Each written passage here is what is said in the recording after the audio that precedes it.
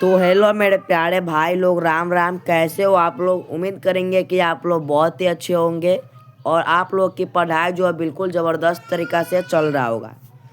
तो आज हम इस क्लास के माध्यम से क्लास जो 10th के विद्यार्थी है, क्लास 10th के जो विद्यार्थी है उसके हिंदी चैप्टर 1 से 3 तक का मोस्ट वीवीआई ऑब्जेक्टिव क्वेश्चन लाए हैं, जो कि इस साल के बोर्ड एग्जाम में छपने का चांस हो सकता है। 100% में से हम आपको 90% की गारंटी देते हैं कि हम जो क्वेश्चन बता रहे हैं उसमें से तो हम टोटल क्वेश्चन हम देख लेंगे कितना बताने वाले हैं। उसमें से 90% जो क्वेश्चन है वो बोर्ड एग्जाम में 2026 के लिए ज़रूर आएगा। ठीक है, तो चलिए हम बारी बारी से सबसे पहले देख लेते हैं। तो हम लोग सबसे पहले चैप्टर 1 का जो है ऑब्जेक्टिव क्वेश्चन देखेंगे। ठीक है, लेकिन उससे पहले आप लोग से एक रिक्वेस्ट है कि आप लोग मेरे इस यूट्यूब चैनल पर नए हैं तो इस चैनल को कर दीजिए सब्सक्राइब और बेल आइकन को प्रेस कर दीजिएगा, जिससे हम कोई भी वीडियो सबसे पहले आगे अपलोड करें तो सबसे पहले नोटिफिकेशन आपके पास पहुँचे, जिससे सबसे पहले आप लोग ये वीडियो देख सकते हैं जो वीडियो हम अपलोड करेंगे। ठीक है, तो सबसे पहले हम चैप्टर 1 का ऑब्जेक्टिव क्वेश्चन देखेंगे। तो यहाँ पर चैप्टर 1 का ऑब्जेक्टिव क्वेश्चन आ गया है और सबसे फर्स्ट नंबर क्वेश्चन है, श्रम विभाजन और जाति प्रथा के लेखक कौन है?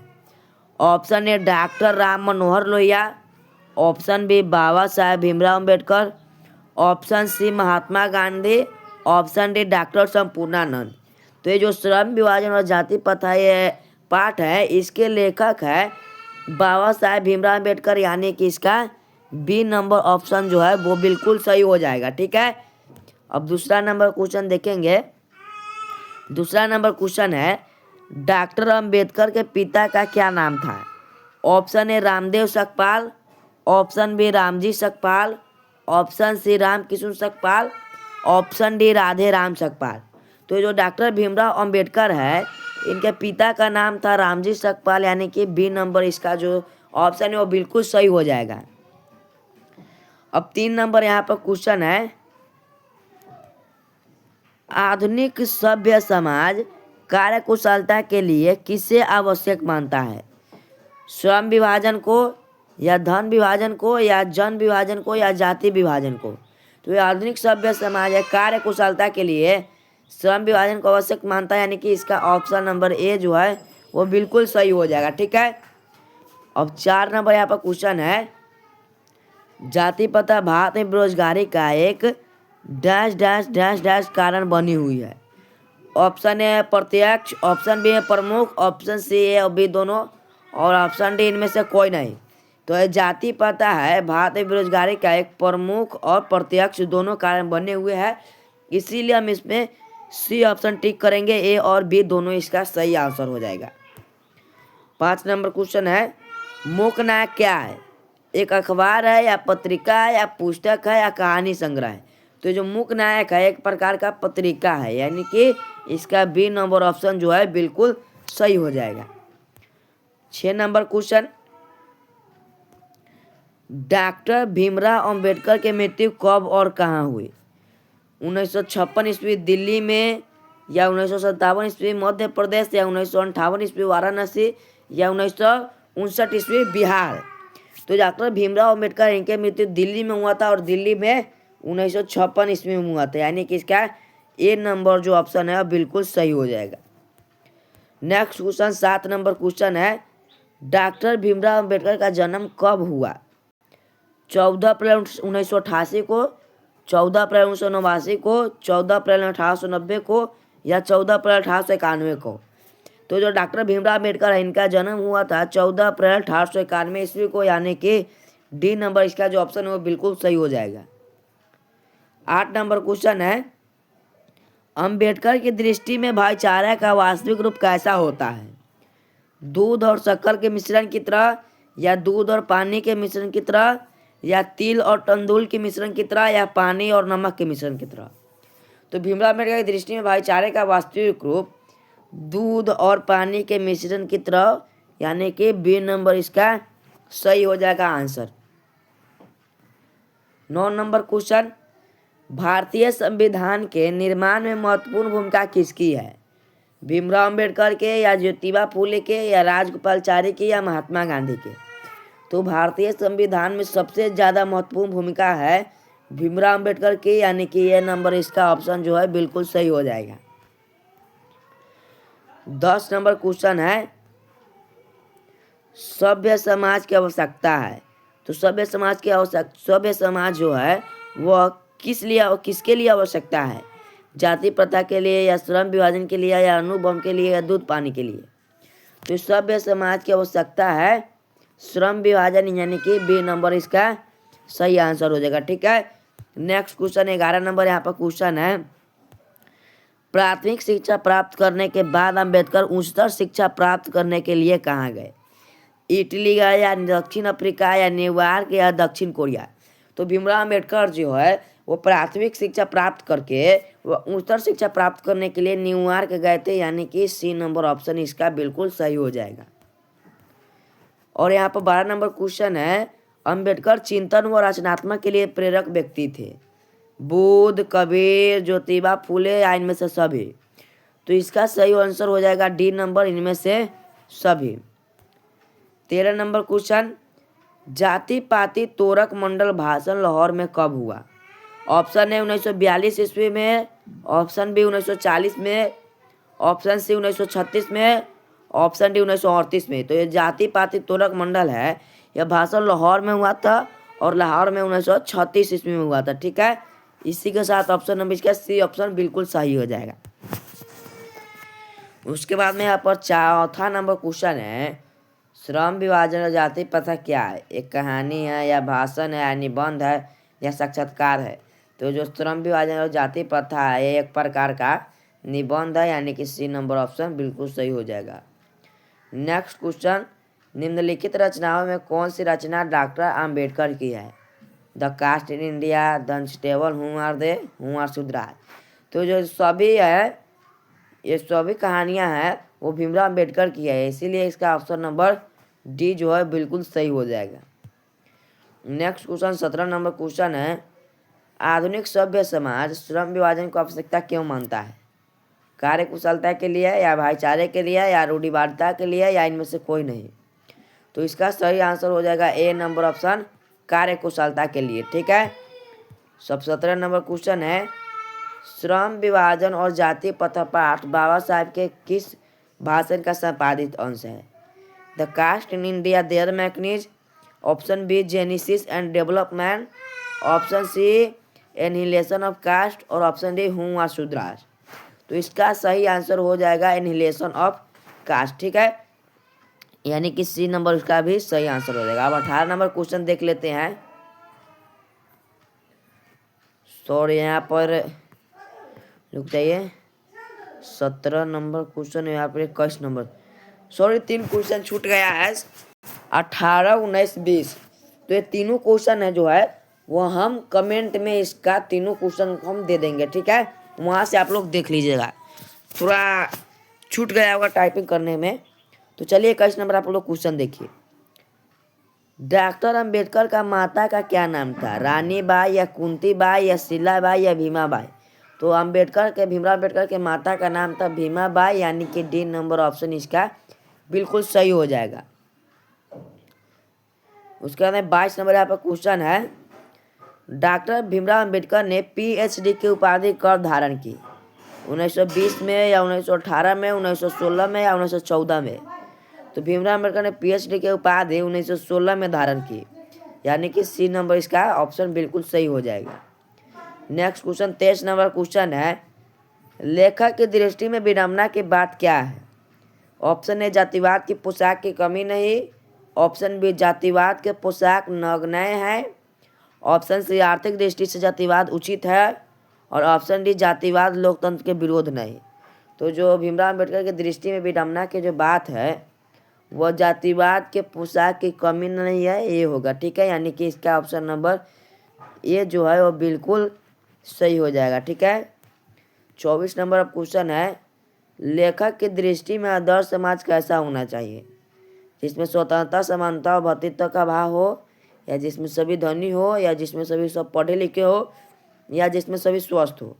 तो इसका ऑप्शन नंबर हो जाएगा ए, बिल्कुल सही ऑप्शन, जिसमें स्वतंत्रता समानता भ्रातृत्व का भाव हो। और यहाँ पर 25 नंबर क्वेश्चन है, रुक जाइए थोड़ा।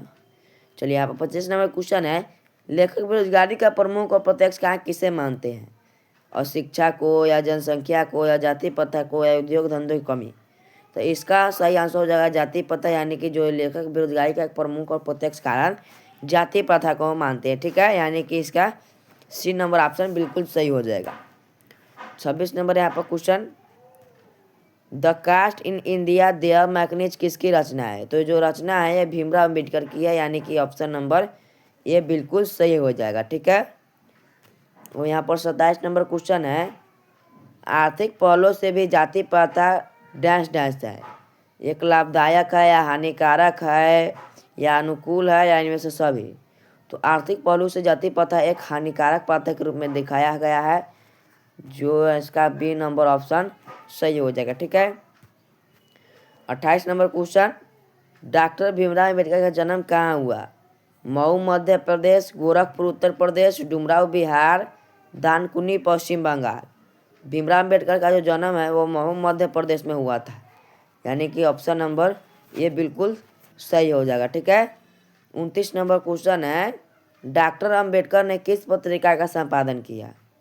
ऑप्शन में उज्ज्वल भारत, ऑप्शन बी में उड़ता भारत, ऑप्शन सी में बहिष्कृत भारत, और ऑप्शन डी में पुरस्कृत भारत। तो इसका जो सही आंसर होगा सी नंबर होगा, बहिष्कृत भारत। ठीक है, और यहाँ पर 30 नंबर क्वेश्चन यानी कि अंतिम क्वेश्चन है चैप्टर 1 का, भारतीय संविधान का निर्माता के रूप में हम किन्हें जानते हैं? महात्मा गांधी को, या भीमराव अम्बेडकर को, या पंडित जवाहरलाल नेहरू को, या सुभाष चंद्र बोस को। तो भारतीय संविधान के निर्माता के रूप में हम भीमराव अम्बेडकर को जानते हैं, यानी कि बी नंबर ऑप्शन इसका बिल्कुल सही आंसर होगा। ठीक है, तो ये चैप्टर 1 का टोटल 30 क्वेश्चन था। ठीक है, चैप्टर 1 का टोटल 30 क्वेश्चन था।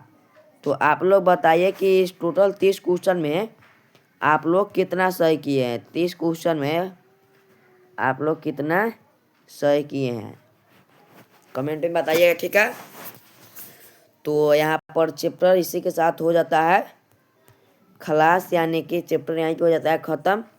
आप लोग से फिर रिक्वेस्ट करते हैं कि आप लोग मेरे इस यूट्यूब चैनल पर नए हैं तो प्लीज़ आप लोग इस चैनल को सब्सक्राइब कर लीजिए, और यह वीडियो आपको पसंद आया हो तो वीडियो को लाइक कर दीजिए, और यह वीडियो अपने दोस्तों के पास ज़्यादा से ज़्यादा शेयर कीजिएगा, क्योंकि इस वीडियो के माध्यम से आपके दोस्त लोग भी पढ़ सके। ठीक है, और चैप्टर 1 तो खलास हो गया। अब चलिए चैप्टर 2 को देखते हैं। ठीक है, चैप्टर 2 का नाम क्या है? 20 के दांत। ठीक है, तो चलिए हम चैप्टर 2 का ऑब्जेक्टिव क्वेश्चन देख लेते हैं। ठीक है, तो यहाँ पर चैप्टर 2 ऑब्जेक्टिव क्वेश्चन। ठीक है, आ गया चैप्टर 2 का ऑब्जेक्टिव क्वेश्चन, और सबसे फर्स्ट नंबर क्वेश्चन है चैप्टर 2 का, नलिन बिलोचन शर्मा पटना विश्वविद्यालय के हिंदी विभाग के अध्यक्ष कब बने? सन 1958 ईस्वी में, सन 1957 ईस्वी में, सन 1963 ईस्वी में, या सन 1959 ईस्वी में। तो जो नलिन बिलोचन शर्मा है पटना विश्वविद्यालय के हिंदी विभाग के अध्यक्ष 1959 ईस्वी बने थे, यानी कि इसका डी नंबर ऑप्शन जो है वो बिल्कुल सही हो जाएगा। ठीक है, अब दूसरा नंबर क्वेश्चन है, इसका ऑप्शन कहाँ गया? सॉरी, इसका ऑप्शन यहाँ पर है, तो आप लोग बिना ऑप्शन के बता सकते हैं। आलोचकों के अनुसार प्रयोगवाद का वास्तविक प्रारंभ किसके कविताओं से हुआ? तो इसका सही आंसर क्या होगा? नलिन बिलोचन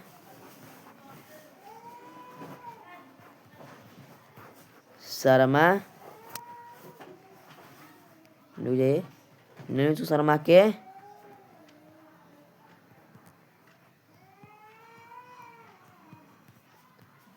कविताओं से। ठीक है, इसका सही आंसर यही हो जाएगा, नलिन बिलोचन शर्मा के कविताओं से। चलिए आपको ऑप्शन भी दिखा देते हैं। देखिए यहाँ पर है ऑप्शन ए में नलिन बिलोचन शर्मा के कविता से, ऑप्शन बी रामधारी सिंह के कविता से, ऑप्शन सी बद्री नारायण के कविता से और ऑप्शन डी सुमित्रानंद पंत के कविता से। तो जो चैप्टर 2 है बीच के दांत, इसके लेखक है नलिनी भूषण शर्मा, इसीलिए इसका ऑप्शन नंबर ए सही हो जाएगा। नलिनी भूषण शर्मा के कविताओं से ये नंबर ऑप्शन इसका बिल्कुल सही हो जाएगा। ठीक है, चलिए अब 3 नंबर क्वेश्चन देख लेते हैं। नलिनी भूषण शर्मा के कहानियों में किसके तत्व समग्रता से उभर कर आए? राजनीतिकता का, मनोवैज्ञानिकता का, सामाजिकता का, या इनमें से सभी? तो ये समाज का कहानी है, इसीलिए इसका ऑप्शन नंबर सी बहुत अच्छा आंसर हो जाएगा, सामाजिकता का। ठीक है, अब 4 नंबर यहाँ पर क्वेश्चन है। 20 के दांत कहानी किस वर्ग के अंतर विरोधियों को उजागर करती है? निम्न वर्ग को, या उच्च वर्ग को, या मध्यम वर्ग को, या व्यापारी वर्ग का? इसका ऑप्शन नंबर सी हो जाएगा मध्यम वर्ग का। ठीक है, 5 नंबर क्वेश्चन, खोखा खोखी किस भाषा का शब्द है? तमिल, भोजपुरी, बांग्ला, या हिंदी का? तो जो खोखा खोखी है यह बांग्लादेश का भाषा है। ठीक है, अब यहाँ पर 6 नंबर क्वेश्चन है। सेन साहब के कितनी लड़कियाँ थी? तो सेन साहब के 5 लड़कियाँ थी। और बिल्कुल कोई भी बोल देगा कि सेन साहब की 5 लड़कियाँ थी। 7 नंबर क्वेश्चन है, सुपर शब्द का अर्थ होता है? तो सुपर शब्द का अर्थ क्या होता है आप लोग जल्दी से जल्दी बताइए। क्या सभ्यता होता है, या संबंध होता है, या निर्ममता होता है, या ड्राइवर होता है? तो इस कहानी में सुपर शब्द का जो अर्थ है वो ड्राइवर बताया गया है, यानी कि इसका डी नंबर ऑप्शन बिल्कुल सही हो जाएगा। ठीक है, अब आगे 8 नंबर क्वेश्चन है। क्वेश्चन क्या है? ऐसे ही लड़के आगे चल के गुंडे, चोर, डाकू बनते हैं, यह पंक्ति कहानी के किस पात्र ने कही है? तो सेन साहब की धर्मपत्नी ने कहा है, या गिरधर लाल कहा, या सेन साहब का, या सोफर कहा है? तो यह पंक्ति जो है यह सेन साहब ने कहा था। ठीक है, यानी कि सी नंबर ऑप्शन बिल्कुल सही आंसर हो जाएगा। और तो आप लोग ये बताइए कि सेन साहब ने ये जो कथन है यह किसको कहा था? ये जो मदन था, मदन के पिता को कहा था या माता को कहा था? तो ये जो सेन साहब है, ये जो सेन साहब है वह यह पंक्ति जो है उसके मदन के माता जी को कहा था। ठीक है, चलिए अब 9 नंबर क्वेश्चन देख लेते हैं। इसका तो आंसर ही नहीं दिया हुआ है। चलिए आप लोग इसी तरह बताइए, नलिनी भूषण शर्मा की मृत्यु कब हुआ था? तो आप लोगों को मालूम है नलिनी भूषण शर्मा का मृत्यु जो है उसका जन्म हुआ था 1916 में। इसका रुक जाइए,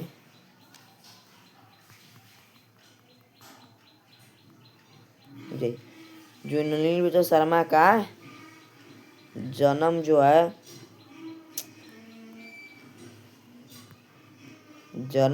1916 में हुआ था, और इसकी मृत्यु, नलिनी भूषण शर्मा का मृत्यु जो है वह इसका उल्टा, यानी कि 1916 सिर्फ उल्टा कर दीजिएगा। ठीक से आप लोग याद कीजिए। ठीक है, 1961 में इसका मृत्यु हो गया था। ठीक है, अब चलिए 13 नंबर क्वेश्चन देख लेते हैं। खोखा का क्या नाम था? खोखा का एक और नाम था। ठीक है, क्या नाम था? तो किसु नाम था, या कुसु, या कासु, या केसु? तो खोखा का दूसरा नाम कासु था, यानी कि इसका सी नंबर ऑप्शन बिल्कुल सही हो जाएगा। ठीक है, अब 14 नंबर क्वेश्चन है।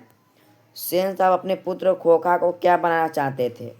बिजनेसमैन, या इंजीनियर, या वकील, या प्रोफेसर, या डॉक्टर? तो सेन साहब अपने बेटा खोखा या कासू को बिजनेसमैन या इंजीनियर में बनाना चाहता था, यानी कि ऑप्शन ए बिल्कुल सही हो जाएगा। ठीक है, 15 नंबर क्वेश्चन है। मदन की उम्र क्या थी? 5-6 साल, 7-8 साल, 3-4 साल, 9-10 साल? तो जो मदन का उम्र था या 5-6 साल था। ठीक है, ऑप्शन ए इसका बिल्कुल सही हो जाएगा। कासू मदन के साथ किस खेल में शरीफ होना चाहता था? फुटबॉल के खेल में, हॉकी के खेल में, बैडमिंटन के खेल में, लट्टू के खेल में? तो कासू जो था यानी कि खोखा था मदन के साथ लट्टू के खेल में शरीफ होना चाहता था, जिससे मदन ने उसे कासू को लट्टू खेलने से मना कर दिया, जिससे कासू ने मदन को 2-4 गुस्सा दे दिया। ठीक है, जिससे मदन ने भी कासू को पीटकर 2 दांत तोड़ दिया। जिसके कारण इस चैप्टर का नाम 20 के दांत कहा गया। ठीक है, तो चलिए 17 नंबर क्वेश्चन है, मदन ने कासू के कितने दांत तोड़ डाले? 3 या 1 या 2 या 4। तो मदन ने कासू को पीट कर 2 दांत तोड़ डाले। ठीक है, 18 नंबर क्वेश्चन, गिरधर राय किसकी फैक्ट्री में किरानी था? मुखर्जी साहब की फैक्ट्री में, सिंह साहब की फैक्ट्री में, या पत्रकार महोदय की फैक्ट्री में, या सेन साहब की फैक्ट्री में? देखिए, जो स्टूडेंट हड़बड़ में टिक लगाता है, हड़बड़ी में, तो जाएगा बोर्ड एग्जाम में बी नंबर लाकर चले आएगा, और ये नहीं देखेगा कि बी नंबर में ऑप्शन है क्या। सेन साहब की फैक्ट्री में देखिए सही आंसर है, लेकिन यहाँ पर देखिए सेन साहब नहीं लिखा हुआ है, सिंह साहब लिखा हुआ है, और यहाँ पर जो है डी नंबर में सेन साहब की फैक्ट्री में लिखा हुआ है, और जाएगा लोग बी ऑप्शन लगा कर चले आएगा, और बाद में कहेगा तो मुझसे गलत लग गया। इसीलिए आप लोग ध्यान देकर लगाइएगा। ठीक है, तो इसका जो है डी नंबर ऑप्शन सही हो जाएगा, सेन साहब की फैक्ट्री में। ठीक है, अब यहाँ पर 19 नंबर क्वेश्चन है, सेन साहब के किसके व्यंग से बैठकर रह गए? पत्रकार महोदय के, या मुखर्जी साहब के, या सिंह साहब के, या गिरधर लाल के? तो ये सेन साहब थे, ये पत्रकार महोदय के व्यंग से ऐंठ कर रह गए। ठीक है, 20 नंबर क्वेश्चन, मदन किसका पुत्र था? सेन साहब का, या गिरधर का, या सोफर का, या सिंह साहब का? ये जो मदन है ये गिरधर का पुत्र था। 21 नंबर क्वेश्चन, 20 के दांत पाठ की विद्या है? निबंध, व्यक्ति चित्र, कविता, कहानी?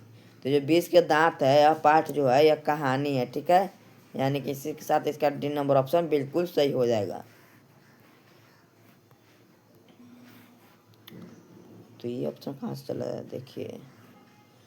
देखिए इसमें भी 2-3 क्वेश्चन छूट गया है। यहाँ पर 21 नंबर क्वेश्चन है, और यहाँ पर 24, इसमें भी 2-3 क्वेश्चन छूट गया है। चलिए सबका जो क्वेश्चन छूटा है उस सबको कमेंट में हम लिख देंगे। ठीक है, आप लोग ये तो लिख लीजिए 24 नंबर क्वेश्चन, नलिनी विक्रम शर्मा का जन्म कहाँ हुआ था?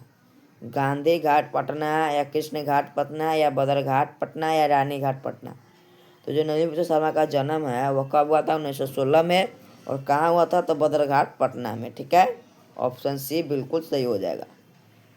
25 नंबर क्वेश्चन, नलिनी विलोचन शर्मा के पिता का क्या नाम था?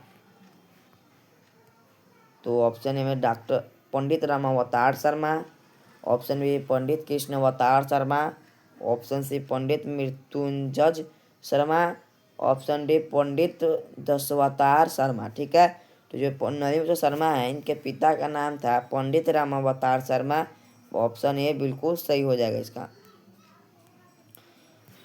अब 26 नंबर क्वेश्चन देख लेते हैं, नलिनी विलोचन शर्मा के माता जी का क्या नाम था? पदातमी शर्मा, कलावती शर्मा, रत्नावती शर्मा, इंद्रावती शर्मा? तो नलिनी विलोचन शर्मा के माता का नाम था रत्नावती शर्मा, यानी कि सी नंबर ऑप्शन बिल्कुल सही हो जाएगा। नलिनी विलोचन शर्मा का पिता का नाम क्या था? तो पंडित रामावतार शर्मा, और उनके माता का नाम रत्नावती शर्मा। ठीक है, अब 27 नंबर क्वेश्चन, दृष्टिकोण किसकी रचना है? रामावतार शर्मा के, या नलिनी विलोचन शर्मा के, या मोहन राकेश, या प्रेमचंद? तो दृष्टिकोण है या नलिनी विलोचन शर्मा का रचना है, यानी कि ऑप्शन बी का साइन बहुत सही हो जाएगा। ठीक है, लड़कियां क्या है? कठपुतलियां है। ये किसे इस बात का पर गर्व है? भाई बहन को, या चाचा चाची को, या मामा मामी को, या माता पिता को? तो लड़कियां कठपुतलियां है, यह माता पिता को इस बात का गर्व है। ठीक है, अब 29 नंबर क्वेश्चन है, सेन साहब की आंखों का तारा है? कार है,